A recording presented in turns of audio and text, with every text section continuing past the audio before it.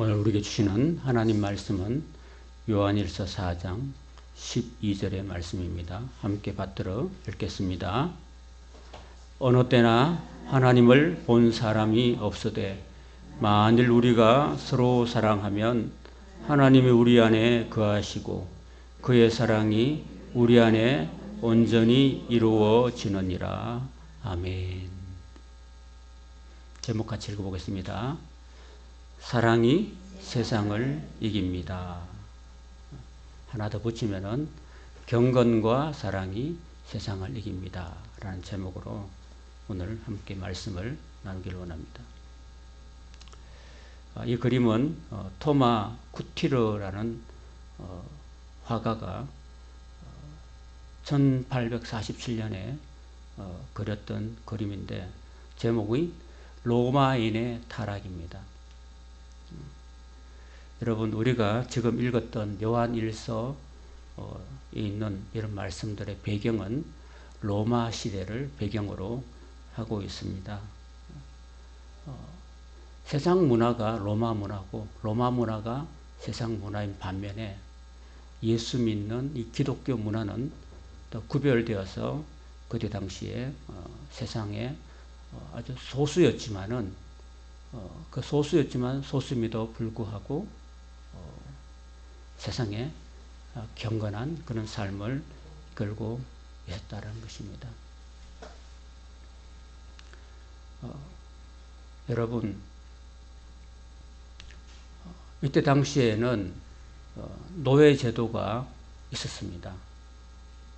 지금은 없지만은 그때 당시에 많은 그런 하층민들, 태어나면서부터 우리 엄마 아빠가 종들이었고 노예였기 때문에 나는 자동적으로 종의 후손이 되고 자동으로 종이 되는 그런 경우가 참 많았던 것입니다.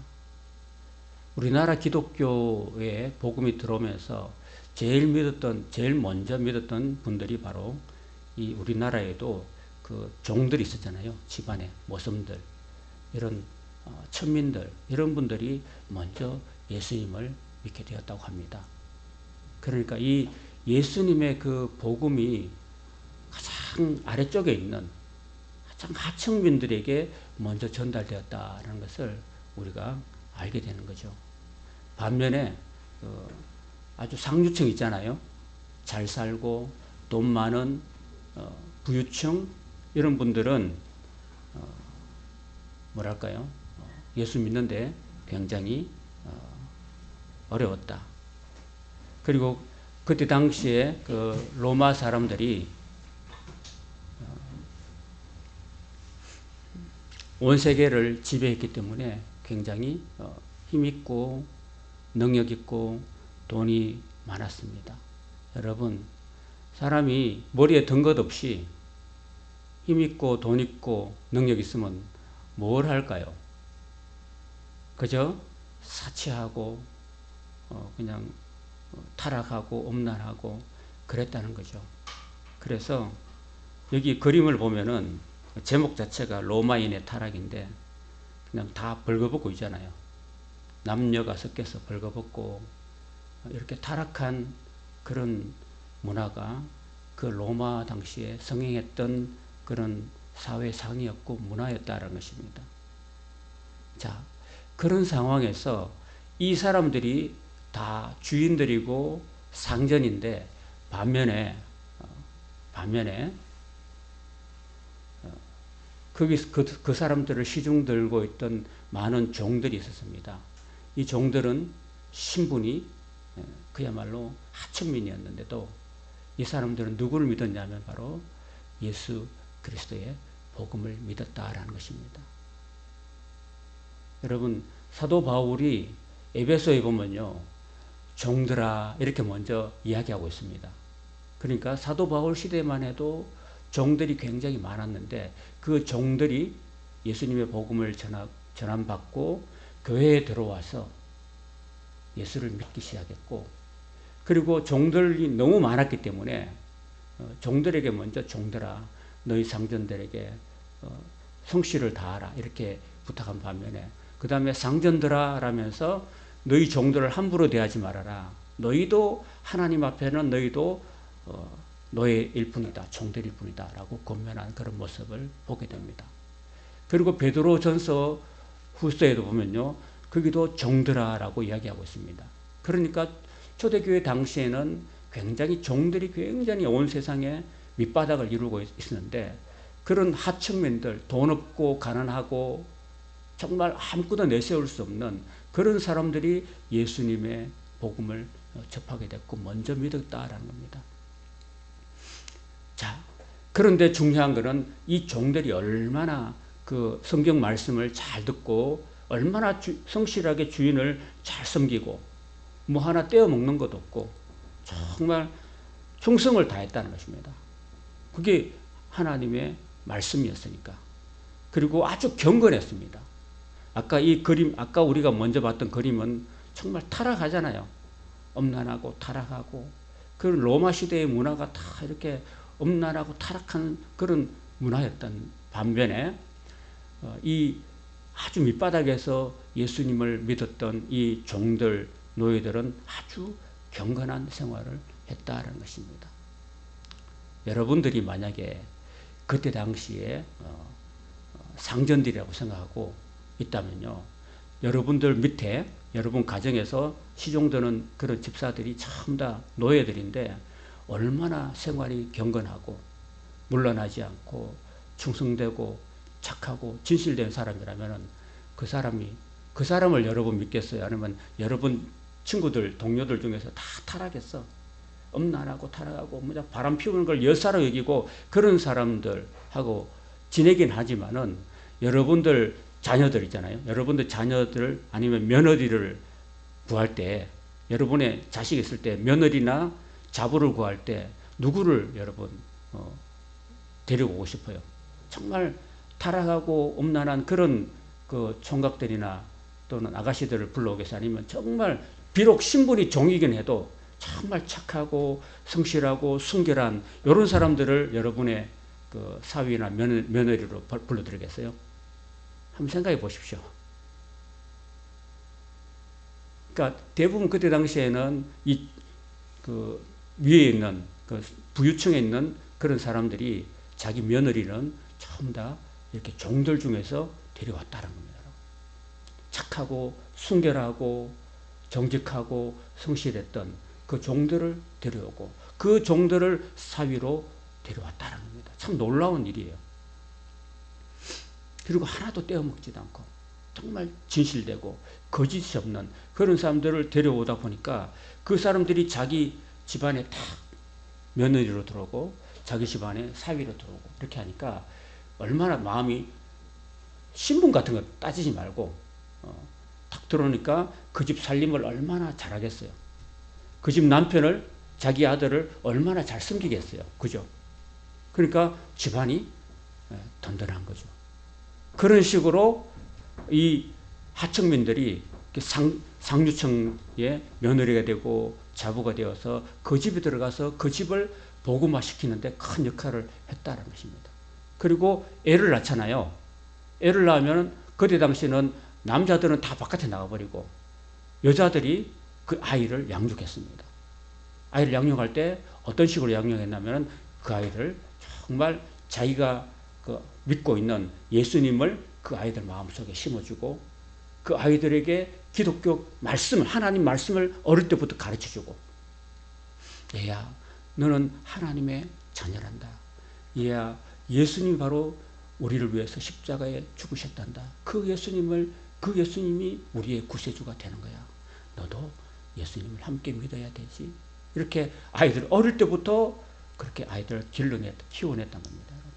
그러니까 그 아이들이 비록 이제 그 엄마는 종의 신분이었지만은 그 엄마가 아이들에게 자녀들에게 그렇게 믿음을 심어주고 가르쳐주고 거룩하고 정결한 삶을 가르쳐줬다는 겁니다.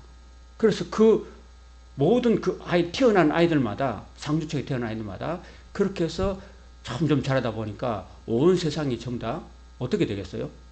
그 타락한 문화 속에서도 거룩하고 하나님 말씀 지키며 경건한 삶을 살아가는 그런 집안들로 바뀌어가고 있다는 겁니다. 그리고 그때 당시에 서민들은 예수 믿는다는 단 하나의 이유 때문에 모든 부분에 있어서 어려움을 겪었습니다.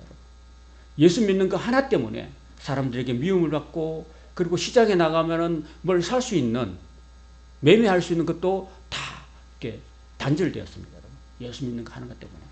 그리고 심지어 잡히면은 사자밥이 되기도 하고, 또 십자가에 처형되기도 하고, 그 불에 다 죽기도 하는 그런 아주 박해가 심했던 그런 시대였다는 것입니다. 그때 당시가. 자, 그런 상황에서 이 평민들 가운데서 예수를 믿으면 다 잡히면 죽잖아요. 죽으니까 어디로 도망갔겠어요, 여러분? 사람은 일단 살아야 되잖아요. 살아야 되는데 어디로 도망갔냐면은 전염병이 성행하는 지역으로 도망갔다는 겁니다. 로마 군인들이 전염병이 있는 곳으로는 안 들어왔다는 거예요, 여러분. 왜? 자기들 들어오면 자기들도 죽으니까. 그래서 이 전염병이 창궐하는 지역으로 이 예수 믿는 사람들이 글로 들어갔다는 겁니다. 들어가서 어떻게 할게요? 그 전염병 지역으로 들어가서 전염병 환자들을 돌보고 케어했다는 겁니다. 그리고 전염병이 끝날 때까지 거기 있었다는 겁니다. 근데 이상하게도 이 사람들은 전염병이 잘 감염이 되지 않고 안 죽어요. 이상하게. 거기 많은 사람들이 얼마나 많이 죽어나갔겠습니까?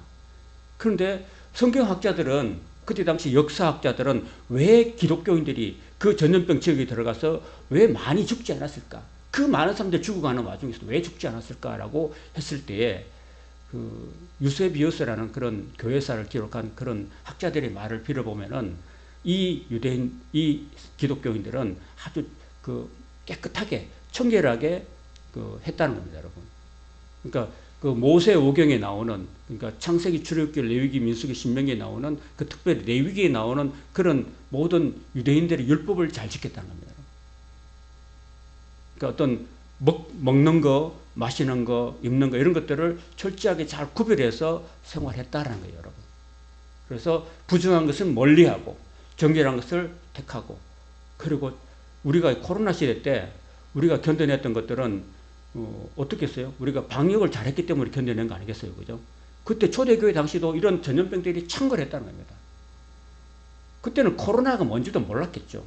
그러나 지금은 이제 이런 코로나 시대 때 우리가 마스크만 잘 껴도 우리가 병이 안 걸리고 잘 버텨올 수가 있었잖아요. 그죠? 마스크만. KF94만 잘 껴도, 물론 숨이 답답하겠지만은, 초대교회 성도들이 그런 위생을 잘 관리했기 때문에 그 가운데서도 많은 환자들을 돌보았다는 겁니다.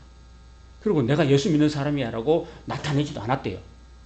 그럼에도 불구하고 그 전염병이 다 끝날 때까지 그곳에서 떠나지 않고 그들을 돌보고 위로하고 했다는 겁니다. 그래서 전염병이 끝났어요. 끝나면 이제 그 또 로마 군인들이 들어오니까 또 다른 전염병이 있는 지역으로 또 움직이는 거예요. 이사하는 거예요.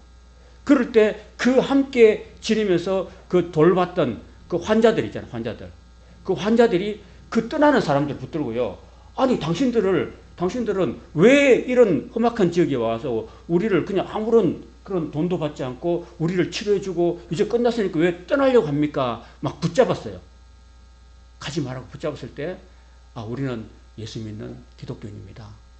우리는 여기 있으면은 예수 믿는다는 이유 때문에 또 로마 군인에게 잡혀가서 우리는 죽게 됩니다. 우리는 떠날 수밖에 없습니다 하고 또 다른 곳으로 떠나게 되는. 그러면서 당신들은 도대체 뭐 때문에 그렇게 우리를 도와줍니까? 라고 했을 때 우리 예수님께서 우리에게 사랑하라고 부탁하셨기 때문에 우리는 여기 와서 여러분들을 돈도 받지 않고 여러분들에게 무상으로 우리가 최선을 다해서 이렇게 간호하고 여러분 돌봐줬던 것입니다. 라고 이렇게 했다는 겁니다. 그러니까 거기 그 돌봄받고 병까지 나았던 많은 환자들이 감동을 받게 됩니다.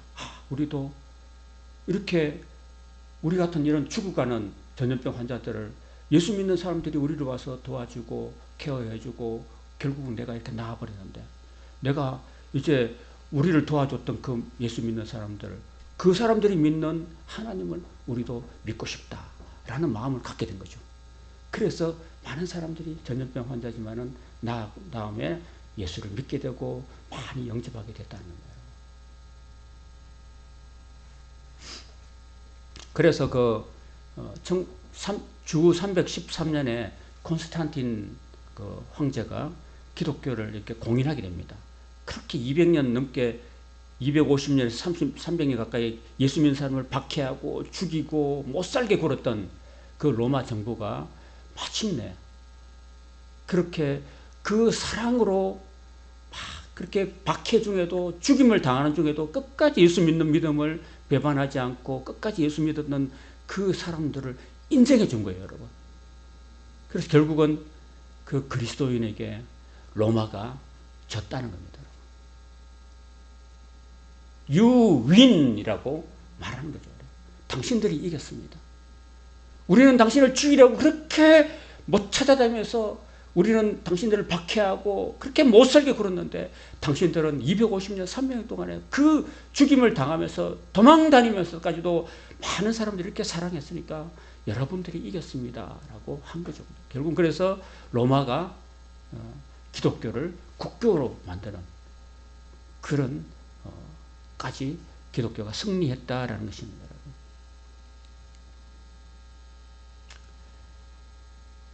그래서 주 313년에 콘스탄틴 황제가 그 어머니가 모니카가 굉장히 이렇게 그 예수 믿는 신실한 그리스도인이었습니다.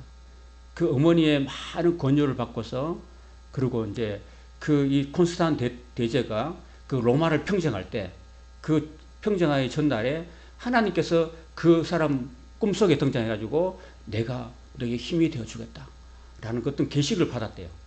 그리고서 그 로마에 있는 그 4개로 분열되어 있던 로마를 그렇게 다 통일하게 되는 그런 황제가 바로 콘스탄틴 대제였다는 것입니다. 콘스탄틴 대제가 바로 하나님의 능력을 힘입고 또 어머니의 기도를 힘입어서 그가 이제 기독교를 공인하게 되는, 이제는 여러분들 로마에 내가 법을 내립니다. 이제는 더 이상 기독교를 박해하면 안 됩니다. 기독교를 박해하는 사람은 내가 그 집을 거름투로 만들어 버리겠습니다. 라고 하는 법을 공포했다는 겁니다. 그리고 난 다음에 이 로마 기독교가 이렇게 승리하게 되는 그 과정이 바로 우리 교회사에 있습니다. 이 콘스탄틴 대제가 다스릴 동안에 AD 325년에는 여러분 이게 그 로마 제국이거든. 이게 그림이 이 성경의 지도 나오는데 이 이탈리아가 로마가 이렇게 많은 나라들을 복속하고 이렇게 뿔게 되어 있는 있잖아요. 뿔게 되어 있는 게 이게 다 기독교 지역이었습니다. 기독교 지역이었고 로마의 전체 그 영토의 80%에 해당하는 주민들이 다 예수님을 믿게 됐다는 겁니다. 놀랍지 않습니까, 여러분? 이게 왜 그렇냐면 바로 사랑의 승리였다는 것입니다, 여러분. 기독교는 항상 가난한 자들과 낮은 자들, 소외된 자들에게 함께했던, 그리고 그들을 사랑하고 돌봤던 그런 기독교가 승리했다는 것을 우리 교회사가 증거해주고 있다는 것입니다. 다시 한번 요한일서 4장 12절 말씀 다시 한번 읽어보겠습니다. 오늘 본문 말씀인데 함께 읽어보겠습니다. 시작. 어느 때나 하나님을 본 사람이 없으되 만일 우리가 서로 사랑하면 하나님이 우리 안에 거하시고 그의 사랑이 우리 안에 온전히 이루어지느니라고 사도 요한은 말씀하고 있습니다. 여러분 하나님 여러분 본 사람 본 적 있습니까? 하나님은 뭐 사도 요한이 보긴 했지만은 하나님을 보면은 옛날에 구약 시대는 다 죽었습니다. 여러분. 하나님 본 사람이 없죠. 하나님 보고 살아남은 사람이 없었는데 모세하고 이 사도 요한은 봤다고 합니다. 봤는데 모세는 하나님의 모습을 정면으로 보지 못하고 뒷면만 봤대. 뒷면. 한마디 하나님이 걸어가신 뒷면만 봤대요. 그리고 사도 요한은 제가 늘 말씀드린 요한계시록에 하늘에 올라가서 그 보좌에 하나님 봤는데, 여러분 어느 때나 하나님 본 사람은 없어요. 그러나 만일 우리가 서로 사랑하면은 우리 안에 누가 계신다고요? 하나님 우리 안에 계신다고 말씀하고 있습니다. 그러면 우리를 통해서 누가 나타나는 거예요? 하나님이 나타나는 거예요. 그게 전도라는 거예요. 전도. 우리를 통해서 하나님이 나타나면은 그 초대교회 성도들이 사랑할 때 그 가난하고 소외되고 병들고 사람들이 다 가족들도 버린 그런 사람들 찾아가서 사랑했을 때 그들이 누구를 봤습니까? 기독교인들을 통해서 하나님을 본 거예요. 그리고 예수님을 믿게 됐다는 것입니다. 여러분. 우리나라도 한국전쟁, 6.25 전쟁이 있었잖아요. 우리는 다, 저와 여러분, 우리 성도들은 다 전후 세대 맞죠? 1950년 이후에 태어나신 분들이잖아요. 우리는 한국전쟁을 겪어보지 못했던 사람이었지만 그때 대한민국은 세계에서 가장 가난한 세계 3대 빈국 중에 하나였다고 합니다. 지금부터 약 한 75년 전만 해도 대한민국은 세계에서 가장 가난한 나라 중에 세 번째 손에 꼽힐 정도로 가난한 나라인데 지금 어때요? 지금 75년이 지난 기독교가 한국에 들어오고 난 다음에 어떻게 됐습니까? 지금은 우리가 세계 10대 경제 안에 들어가죠. 그죠? 세계 경제 10위권 안에 들어갑니다, 여러분. 그리고 세계 군사력은 몇 위쯤 될까요? 우리 대한민국의 국방력이 몇 위쯤 될까요? 그것도 세계 10위 안에 들어와요, 여러분. 아무도 우리나라를 함부로 감히 침공할 수 없습니다. 북한이 지금 이렇게 막 어른거리고 있죠. 그죠? 북한이 막 지금 막 풍선도 막 안에 오물러가 막 뿌리고 있고 막 이렇게 하고 있지만은 우리나라 함부로 침공하지 못합니다. 왜? 우리나라가 그만큼 강력한 국방력을 갖고 있기 때문에. 물론 핵무기는 우리가 갖고 있지 못하지만은 미국이 있잖아요. 미국이 핵우산이 있기 때문에 함부로 하지 못하고 그렇습니다. 그렇다고 너무 자만해도 안 되고.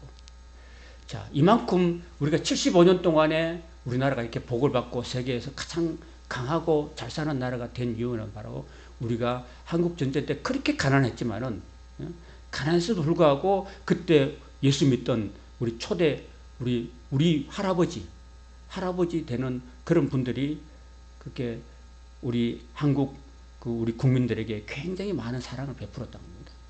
어린이 재단을 만들어 가지고요, 그 굶어가고 있는 어린이들에게 많은 원조를 했고, 그다음 컴패션이라는 그런 단체를 만들어 가지고 미국에서 오신 목사님과 또 호주에서 온 목사님들이 이렇게 많이 미국이나 그런 각국에서 많은 그런 성원금, 헌금을 모아 가지고 우리나라를 많이 도왔고, 또 지금도 있지만 월드비전이라고 있어요. 월드비전을 통해서 미국의 팝 벌스 목사가 한경직 목사님, 서울 영락교회 한경직 목사님과 함께 우리나라에 많은 어린이 시설을 만들고 전쟁 고아를 돌봤습니다. 그리고 전쟁통에 많은 우리 군인들이 죽었잖아요. 군인들이 죽고 나면은 그 가족들은 어떻게 됩니까? 아내는 미망인이 되고 자녀들은 아빠 없는 고아가 되는 거지 아니겠어요? 그렇잖아요. 그런 많은 그런 전쟁 고아들, 전쟁 미망인들을 한국 교회가 그렇게 많이 숨기고 도와줬다는 겁니다, 여러분. 그걸 누가 보셨을까요? 하나님 보신 거예요. 그리고 많은 1960년대 이후에 우리 한국 교회가 이렇게 급속도로 새마을 운동과 함께 급속도로 부흥해가지고 지금은 그냥 1,000만 성도에 육박하는, 대한민국 인구가 약 5천만에 해당되는데 약 20% 가까이가 예수 믿는 사람들로 바뀌어져 가고 있다는 것입니다. 지금도 우리나라가 이제 도움을 받던 교회에서, 도움을 받던 나라에서 도움을 주는 나라로 바뀌었습니다. 그래서 여러분, 이제 여러 해 전에 이명박 대통령 때 그때까지만 우리가 도움을 받는 나라였는데 이제는 선포하고 우리는 남을 도울 수 있는 나라가 됩시다 해가지고 남을 돕는 교회가 됐다는 것입니다. 사랑하는 여러분, 하나님의 사랑은 기적을 일으킨 줄 믿습니다. 여러분들도 지금까지 힘들게 어렵게 살고 있습니까? 누구로부터 도움을 받고 살고 있습니까? 여러분, 예수님은 그렇게 말씀하셨어요. 주는 자가, 한번 따라합시다. 주는 자가 받는 자보다 복이 있다. 그렇습니다. 이거는 사도 바울이 예수님한테 들은 말씀이래요. 그 사도행전에 나오는 말씀인데, 우리도 이제는 누구로부터 도움을 받아왔다면은 이제는 우리도 하나님의 큰 은혜와 복을 받아서 누군가에게 사랑을 주고 누군가에게 사랑을 베풀 수 있는, 복을 나눠줄 수 있는 그런 우리가 되기를 소망합니다. 그것은 누구 은혜로? 하나님의 은혜와 하나님의 복으로 가능한 것입니다. 어떻게 하면? 우리가 사랑하면 나보다 더 불쌍하고 나보다 더 가난하고 나보다 더 어려운 사람들에게 우리가 내 가진 것 큰 거 아니어도 그들을 돌보고 사랑하고 그들을 위해서 나눠주고 베풀어 줄 수 있다면 그 사람은 하나님께서 100배, 1000배, 10,000배로 복을 주시는 것입니다. 우리나라 대한민국이 바로 그 증거인 것입니다. 올림픽도 우리 세계 10위 안에 들어오죠, 그죠? 그러니까 그건 다 어떻게 된 겁니까, 여러분? 하나님이 이 대한민국을 얼마나 복을 주셨습니까? 그래서 세계 속에 우뚝선 대한민국이 됐지 않습니까? 이 한 나라를 하나님이 이렇게 세워주셨듯이 여러분의 한 사람 한 사람들도 하나님이 그렇게 세워주신 줄 믿습니다. 사랑하면 됩니다. 사랑하면. 근데 참 안타까운 것은 여기 있는 안경 낀 이 목사님은 레너드 레이븐 힐이라는 목사님인데 이분이 그렇게 말씀하셨어요. 초대교회는 가난과 감옥과 박해와 결혼했습니다. 오늘날 교회는 번영과 개성과 인기와 결혼했습니다라고 말합니다. 이건 뭔가 다르죠. 우리 한국교회 초창기만 해도 우리 기독교는 교회는 정말 가난하고 갈데없는 고아와 과부를 돌봤는데 이제는 아니라는 겁니다. 오늘날 교회와 성도들은 부와 번영의 메시지를 원하기 때문에 교회마다 번영신학이 성행하고 사람들이 모여듭니다. 번영을 지향하면 돈을 얻고 부자가 되고 권력을 얻습니다. 그러나 십자가 신앙은 세상을 숨기라고 말합니다. 번영신학은 세상을 지배하라고 말합니다. 예수님의 십자가에 피 흘린 복음은 우리로 하여금 세상의 진정한 필요가 무엇인지를 깨닫고 그 가난한 사람들에게, 소외된 사람들에게 그들의 필요를 채워주도록 부르지만 번영신학은 돈과 인기만을 채우라고 부릅니다. 주님이 우리를 부르신 것은 십자가 신앙을 본받으라고 하심입니다. 우리가 지금 번영신학의 길을 걷고 있는지 돌아보아야 합니다. 주님이 걸으신 십자가의 길은 인기와 번영의 길이 전혀 아니라는 것을 기억하십시오. 라고 이 목사님이 우리에게 당부하고 있습니다. 우리 본질을 흐리지 말기를 바랍니다. 여러분, 제가 말씀드렸잖아요. 우리가 진정으로 축복받기 위한 게 아니라 우리가 진정으로 가난하고 어려운 사람들을 사랑하면 하나님이 그만큼 복을 주신다는 말이지, 그 복이 아닌 거며, 본질은 사랑하는 거고 복이라는 것은 하나님께서 보너스로 주시는 거라는 겁니다. 여러분, 그 보너스가 본질이 아닙니다. 예수님의 사랑을 나보다 더 어렵고 힘든 사람들에게 나눠주라는 것, 주는 것이 복이고, 그러고 그렇게 하면 하나님께서 그 사람에게 복을 쌓을 곳이 없을 정도로 부어주신다는 것입니다. 이것을 헷갈리지 마시기 바랍니다. 사랑하는 성도 여러분, 우리 교회 성도 여러분, 저는 여러분을 사랑하고 축복합니다. 여러분들이 하루하루 어렵고 힘들게 살아가고 있는 것을 압니다. 여러분들이 진심으로 하나님 말씀을 잘 받들고 여러분보다 더 어려운 사람들을 돌보고 사랑하고 챙긴다면 하나님이 여러분 안에 거하시고 하나님 때문에 여러분이 복을 받게 될 줄로 믿습니다. 말씀 붙들고 복된 성도들 다 될 수 있기를 주님의 이름으로 축원합니다. 아멘.